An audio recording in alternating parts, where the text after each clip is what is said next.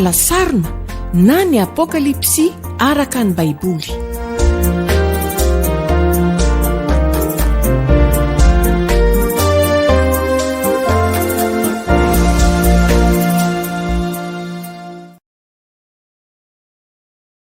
Miarabantsika mpanaraka ny fandarana alasarina ny tenako.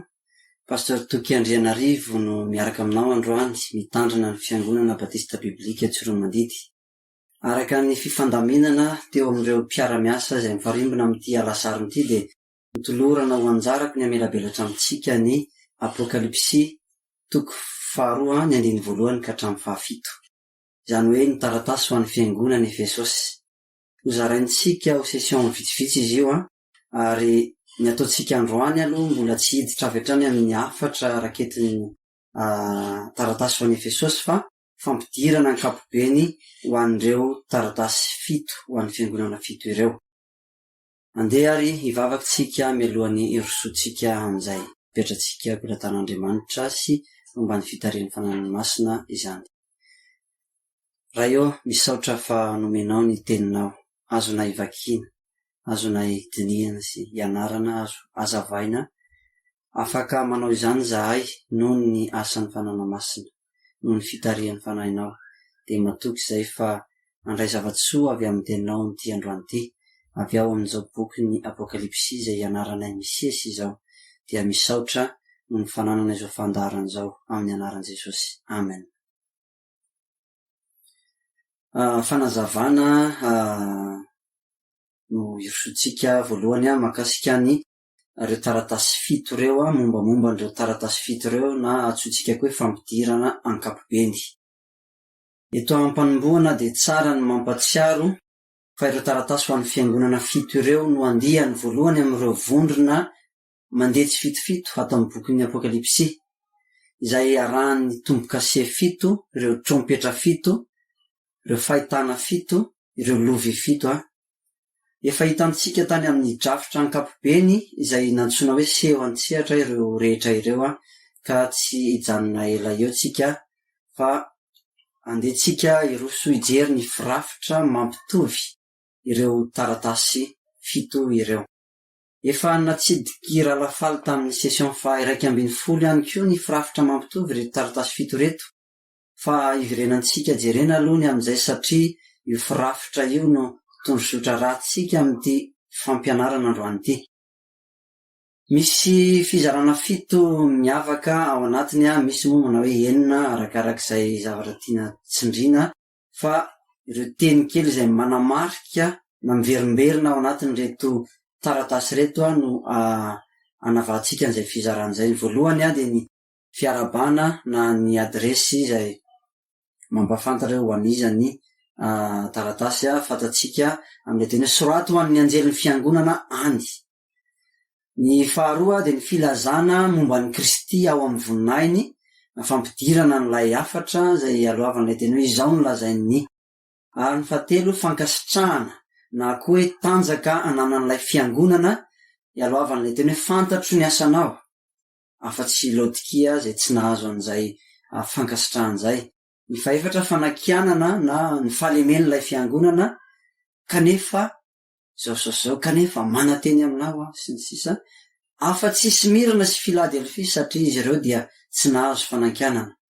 Ny fahadimy dia fampitandremana na antso amin'ny fibebahana ho an'ireo izay nahazo ny fanakianana tahaka ny Efesosy sy Pergamosy antsoina ibebaka. Antso ho amin'ny fiainona na fampaherezana. Ny fahenona izay ialohavanay teny izay manatsofina aoka izy haino izay lazain'ny fanahy amin'ny fiangonana rehetra. Ary ny fafito farany dia ny fanamby na fampanantenana valopity ho an'ireo izay mandresy dia. Marihana fa tsy entitra arak'izao avokoa ny filaharan'ireo ao amin'ny taratasy tsirairay. Ho an'ny fiangonan'ny Sardisy ohatra dia ny fahalemena ny mandeha aloha izay vao nitanjaka.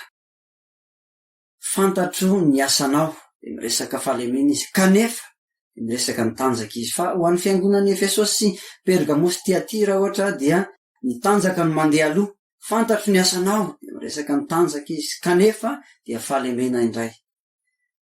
Ankoatr'ireo dia reo fiangonana telo voalohany Efesosy, Smirna, Pergamosy dia niantso amin'ny fiainona lay hoe izay manantsofina ko izy anjelazay ny fanahy amin'ny fiangonana rehetra, izay no mandeha aloha vao ny fampanantenana na lay fanamby hoe izay mandresy dia. Fa ho an'ireo fiangonana efatra farany kosa, Tiatira, Sardis, Filadelfia ary Laodikia, dia lay fanamby na lay fampanantenana no mandeha aloha vao manaraka lay antso amin'ny fiainona.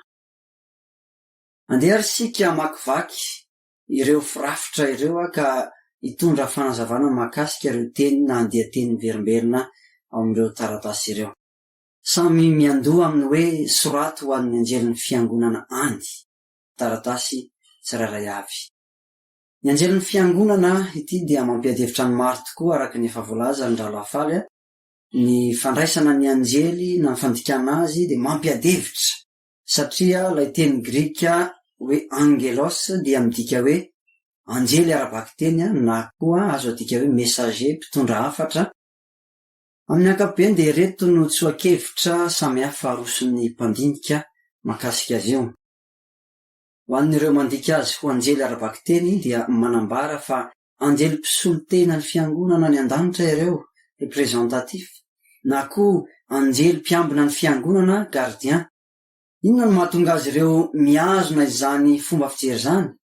Satria ny angelos izay miverina 900 eo manerana ny bokin'ny Apokalipsy dia tsy manondro olombelona loatra fa saika manondro ny anjely arabaky teny avokoa.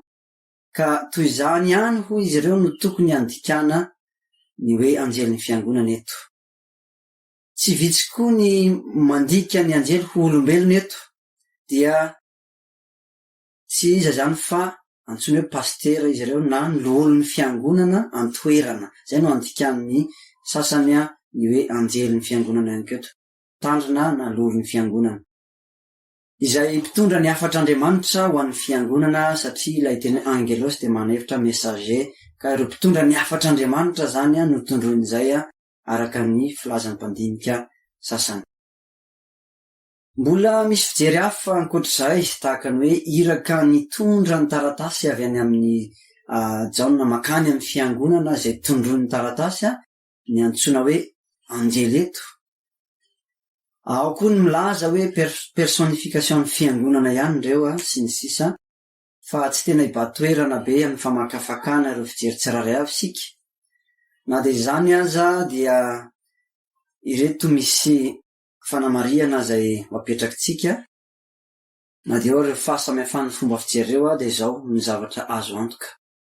Tena niantefa tamin'ireo fiangonana, tena niantefa tamin'ireo antsoina hoe anjelin'ny fiangonana eto ny hafatra. Na anjely arabaky teny ireo na loholon'ny fiangonana dia tena niantefa tamin'ireo anjelin'ny fiangonana ny hafatra. Tsy mpitatitra hafatra fotsiny ihany izy ireo araka ny ambaran'ny sasany, fa tena iantefany ny hafatra mihitsy. Iantefany ilay taratasy.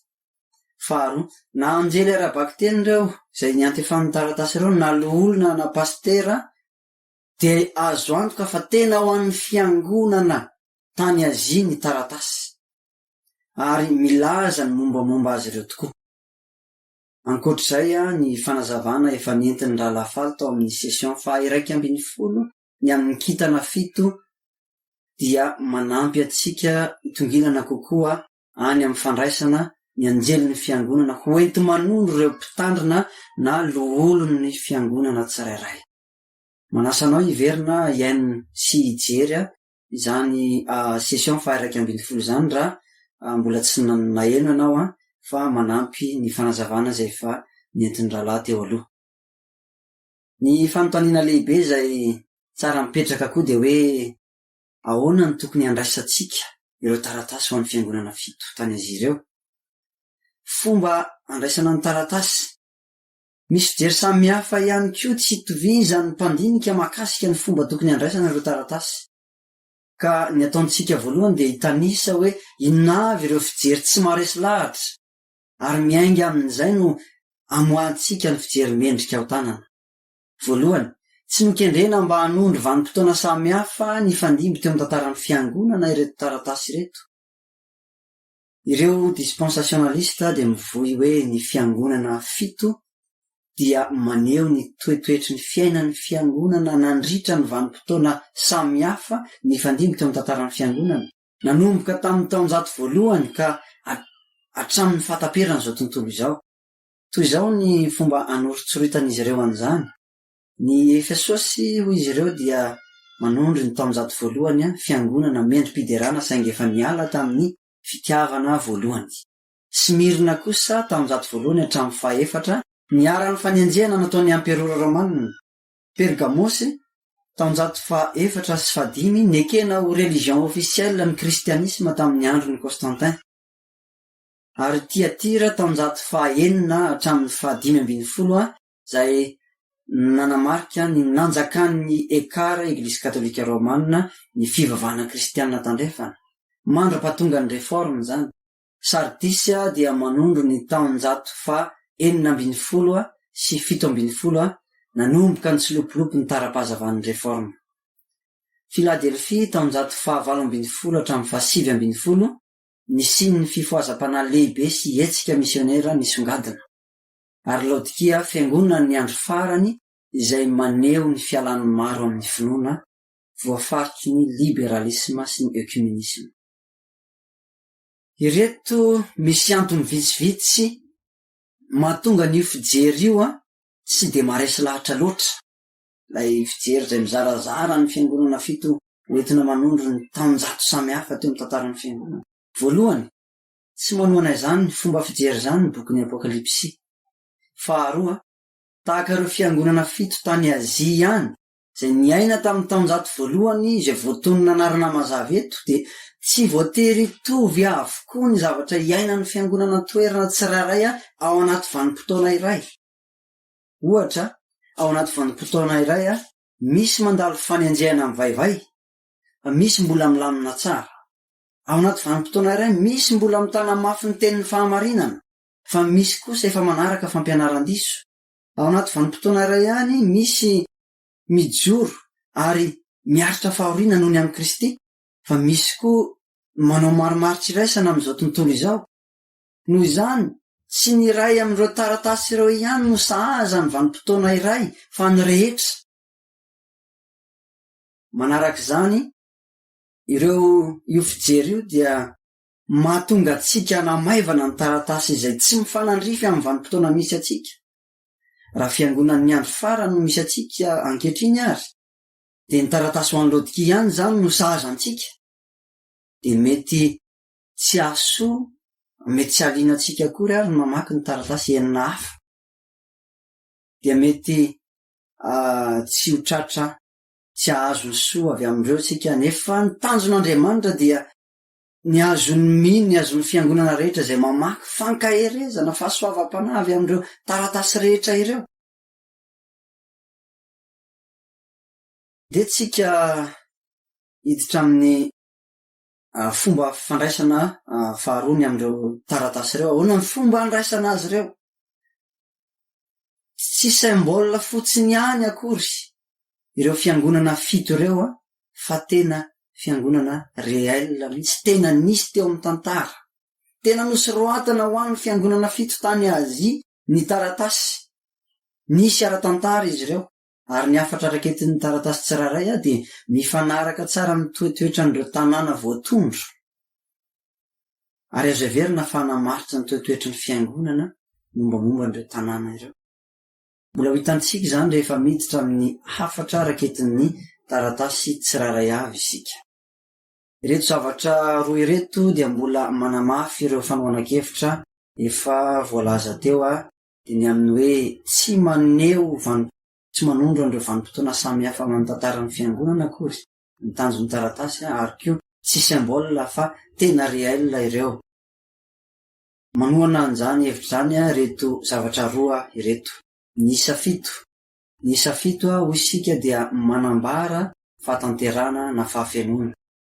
Arak'izany ny taratasy ho an'ny fiangonana fito dia mirakitra hafatra ho an'ny fiangonana rehetra amin'ny fotoana rehetra sy amin'ny toerana rehetra ao anatin'izany fiangonantsika ankehitriny.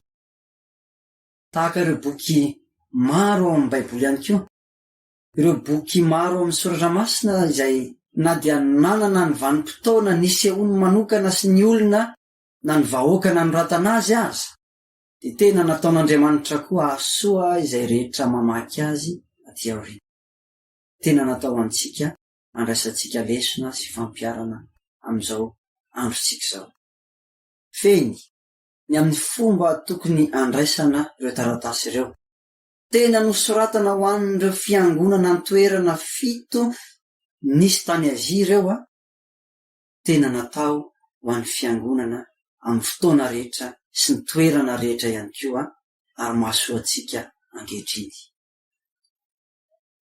Ny andiam-teny manaraka izay hita ao amin'ireo taratasy rehetra ireo dia ny hoe izao no lazainy fanambarana Jesosy Kristy ny tena ny ranomarina.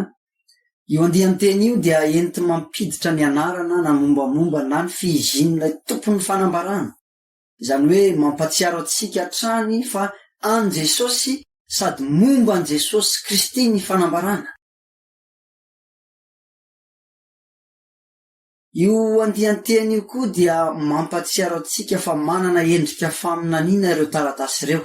Efa nozavain'ny pasteur Nkaza tamin'ny session manokana ny hevitry ny hoe faminaniana, izay midika hoe hafatra entin'ny mpaminany, hafatra avy amin'Andriamanitra ka ampitaina amin'ny olona manokana na amin'ny vahoaka. Ny teny Grika tadelege izay nadika antsika hoe izao no lazainy dia hita sy miverina 500 eo ao amin'ny 70 na ny testamenta taloha voadika tamin'ny teny Grika. Ny tena fampiasa azy ao amin'ny testamenta taloha de na izy ampiasain'ny mpaminany hoento manolotra ny teny avy amin'Andriamanitra oracle, na ampiasaina hoento manolotra ny tenin'ny mpanjaka. Ohatra amin'ireo 4 avy amin'Andriamanitra, ny Amosa 1:9, izao no lazain'ny Tompo noho ny fahotana telon'ny Gaza, eny 4 aza dia tsy hotsoahako ny fitsarana satria nalefany ho babo avokoa ny olona ka natolony any Edom. Ny 5 ihany koa, izao no lazain'ny Tompo. Ny 12, izao no lazain'ny Tompo. Ary betsaka manerina ny testamenta taloha. Rehefa mitondra ny 4 avy amin'Andriamanitra ny mpaminany dia izay izao no lazain'ny Tompo izay no hitondrany azy. Ny tenin'ny mpanjaka, ohatra amin'ireo tenin'ny mpanjaka ao amin'ny testamenta taloha, tantara faharoa 4:9, ny 2:20 sy ny 7:20. Andiny ireo ihany no jerentsika fa betsaka ny tenin'ny mpanjaka ihany koa izay tanterina tahak'izao.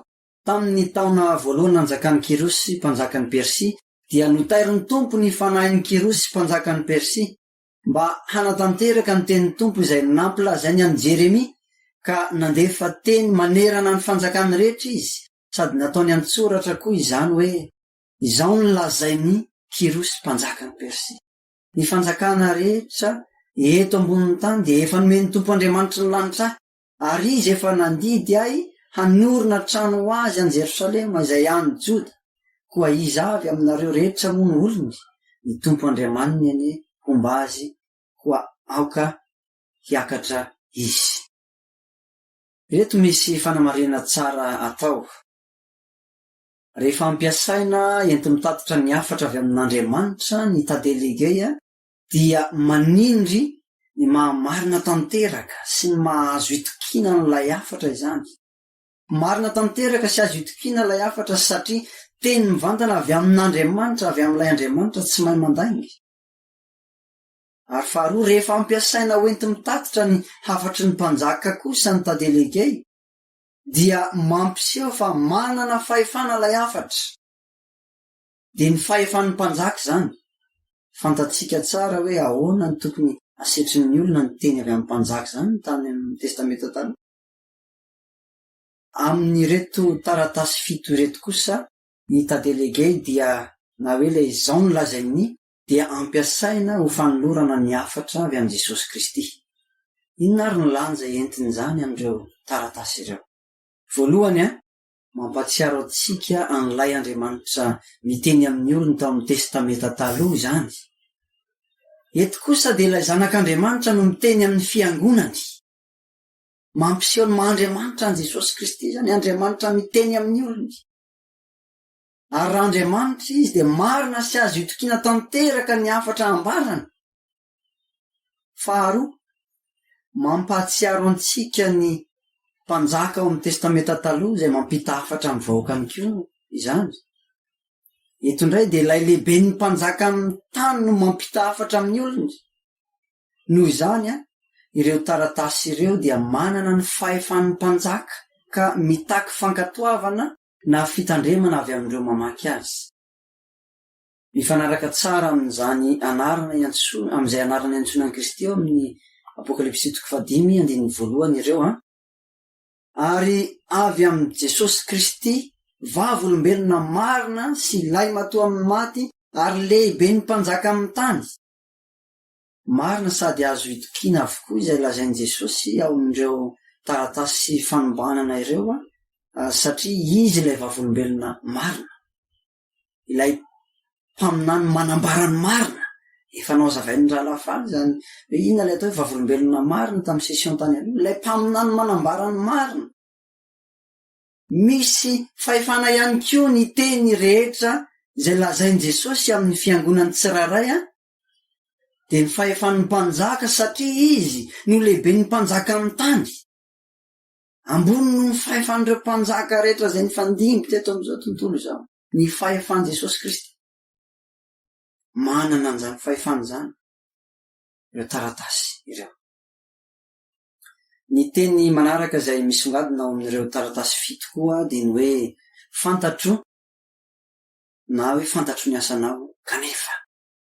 Ny votoatin'ny taratasy dia mampiseho ny fanombanan'i Jesosy ny fiangonana tsirairay.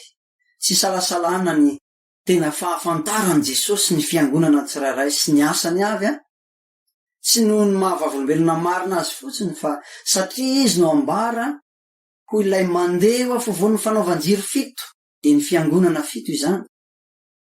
Izany hoe présent eo anivon'ny fiangonana izy. Ireo teny ireo koa dia mampiseho fa liana amin'izay manjo ny fiangonana Jesosy Kristy. Tsy mba izy ilay tsy taitra na tsy miraharaha mahita ny fiangonana tandrindonindozana mandeha amin'itsy izy. Tsy jamba ihany koa anefa izy ka tsy ahita ny ezaka sy ny fikelezanaina ny fijoroana atao amin'ny fiangonany.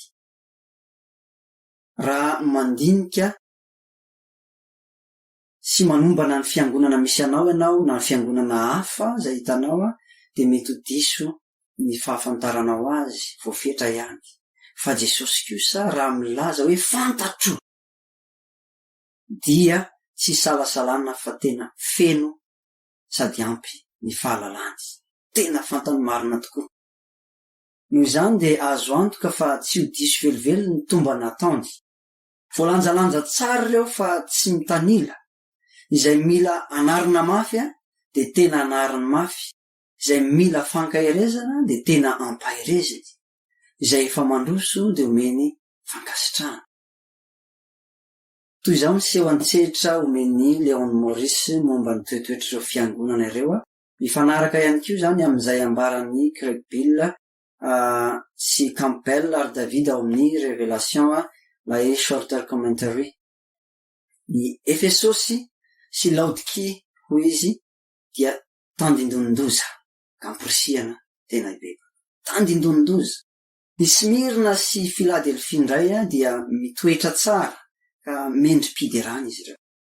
Fa ireo fiangonana 3 ato ampovoan'ireto dia Pergamo sy Tiatira, Sardis tsy tena tsara, tsy tena ratsy, manana olana avokoa izy ireo. Dia izay ny seho an-tsehatra fomba hanehoana izany hoe alay voalohany sy farany samy tandindondoza, lay mifanakaiky amin'izy ireo mitoetra tsara, lay eo ampovoany ao tena tsy tsara, tsy ratsy, manana olana daholo. Ny andeha teny izay hita ao amin'ny taratasy 7 ihany koa dia itovizan'izy rehetra dia ilay hoe izay manana ny tsofina aokizy aino izay lazain'ny fanahy amin'ny fiangonana rehetra.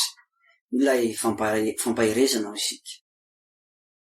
Ny dikateny protestanta 5 ilay mahazatra antsika dia tsy mampiseho ny maha-pluriel ny teny hoe fiangonana eto amin'ny famaranana ny taratasy tsirairay. Ny dikateny 9 izay nasipandrisina kosa dia nandika ny tais ekleziasy hoe amin'ny fiangonana rehetra. au pluriel tokoa mantsy ny fiangonana eto. Izany maha pluriel azy izany dia midika fanokendrena ovakina sy ahasony fiangonana maro, fiangonana rehetra ny taratasy tsiraray avy, mba handraisany hafatra mahasoa avy amin'ny tompo. Ary ny farany izay teny miverimberina amin'ny taratasy tsiraray avy koa dia ny hoe izay mandresy dia. Amin'ny ankapobeny dia fampanantenana ny fiainana ho avy no resahan'ny tompo ao anatin'izay. Misy fahoriana tokoa eto an-tany ankehitriny mitarika miatrika ady ny kristianina, kanefa mitaona azy ho mahatoky hatramin'ny fahafatesana ny tompo ary mampanantena azy ireo ny fiainana ho avy izay mandresy dia. Tsy ny zava-misy ankehitriny no tompon-teny farany fa ilay alfa sy omega. Mbola ho hitantsika misimisy kokoa any amin'ny fandinihana ny taratasy tsirairay ny momba ireo fampanantenana na ireo fanamby tsirairay amin'ny taratasy ireo. Izao dia hiditra amin'ny fampiarana izay azo tsoahana avy amin'izay voalaza rehetra isika.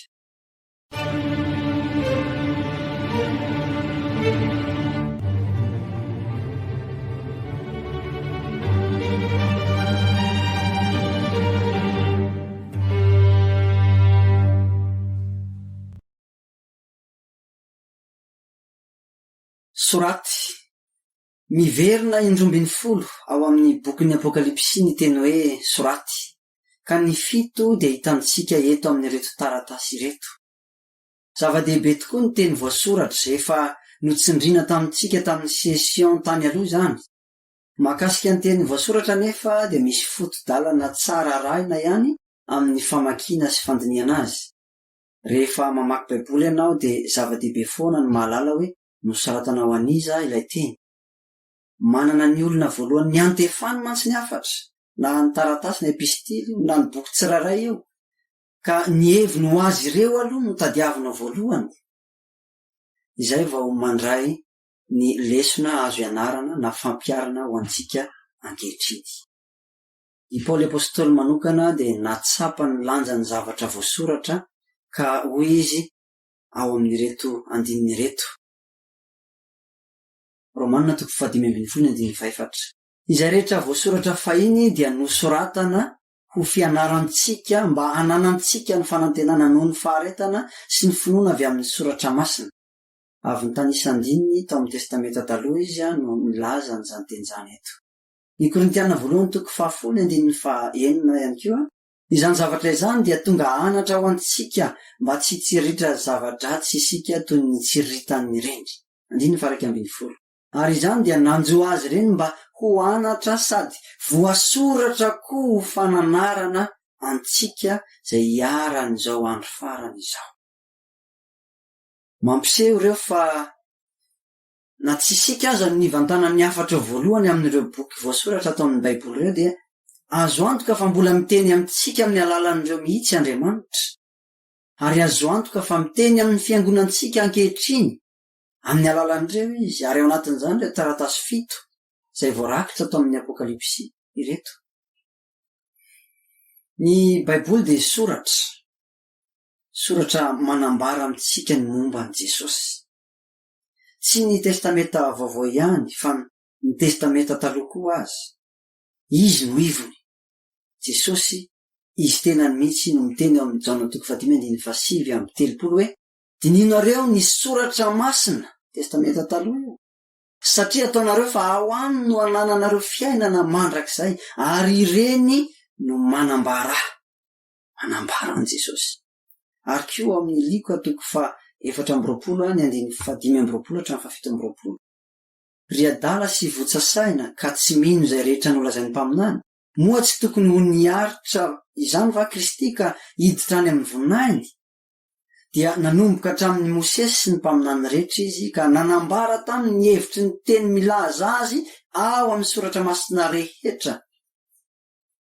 Jesosy no ilay Mesia nampanantenana hatrany amin'ny testamenta taloha, ary hitantsika amin'ny testamenta vaovao ny fatateran'izay rehetra voasoratra momba azy. Dia ny amin'ny natongavana mofo mba hitondrany ny fahotantsika teo amin'ny hazo fijaliana, ary koa nitsanganany tamin'ny maty sy ny akarany ny an-danitra indray. Ambarany baiboly ihany koa ny mbola iverenany indray, ka izany indrindra no ampanantenany bokyny apokalipsy antsika. Ho afaingana izy ary amaly ny olona rehetra araka ny asany. De tsarovy fa tsy ny fombafomba-piangonana, tsy ny ezaka vitanao no azonao mijoro manoloana ny fitsarany, fa ahoanao ny soratra masina. Ary nandidy anay izy, Jesosy, hitory amin'ny olona ka hanambara fa izy no voatendrin'Andriamanitra ho mpitsara ny velona sy ny maty. Izy no ambaran'ny mpamina ny rehetra, fa amin'ny anara no azon'izay rehetra mino azy famelan-keloka. Asan'ny apôstôly toko 12:3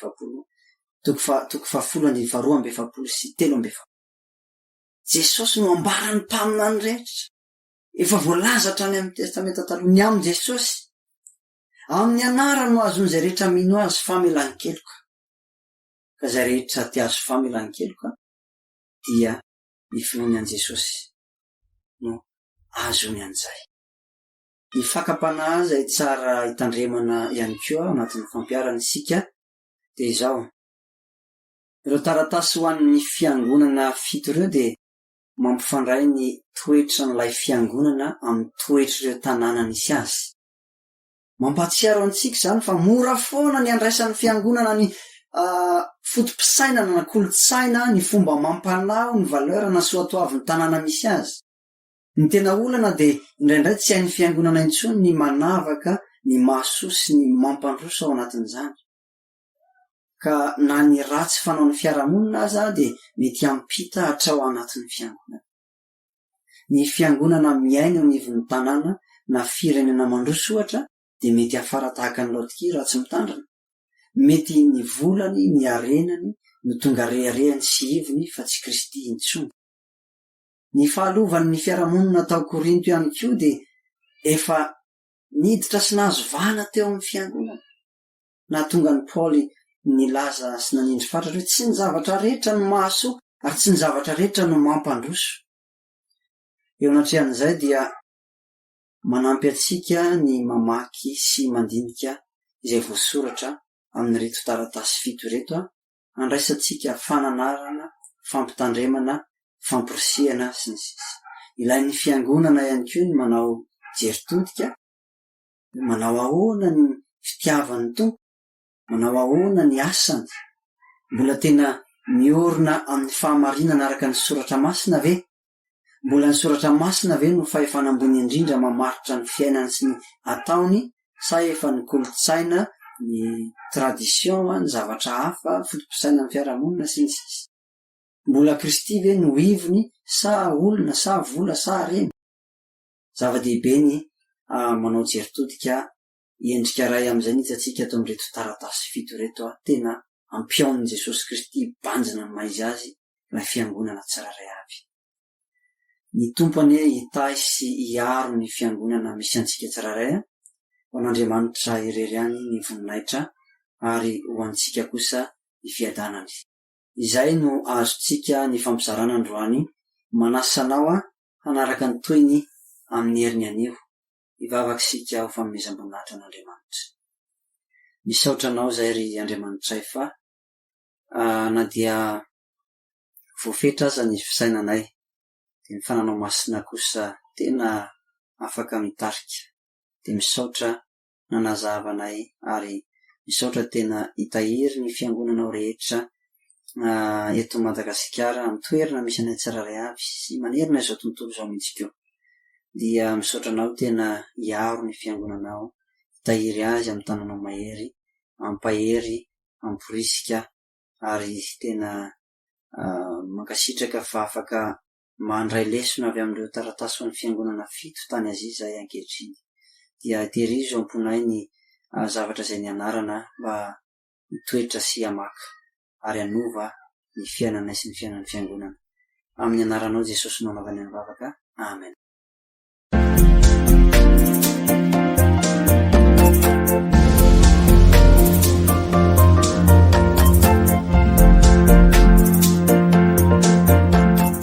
Alasarina na ny apokalipsy araka ny baiboly.